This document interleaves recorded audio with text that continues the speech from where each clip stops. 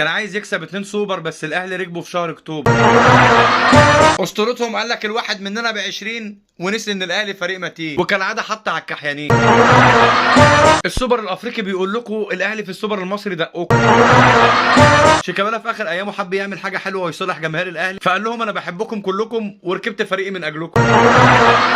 بعد السوبر الافريقي طلعوا علينا بسوبر منسي، ركبناهم في سوبر شيكا اللي بينسي.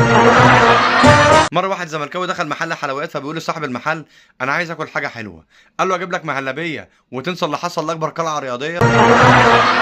مره واحد زملكاوي بيقول لمراته انا جعان، قالت له اجيب لك كيكه وتنسى اللي حصل في السوبر شيكا.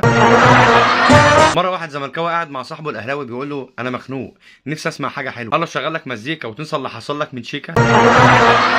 مره واحد زملكاوي مراته حامل فبيقول لمراته هنسمي ابننا ايه، قالت له نسميه فرحات وتنسى اللي حصل للزمالك في الامارات. مره مدرس بيسال تلميذ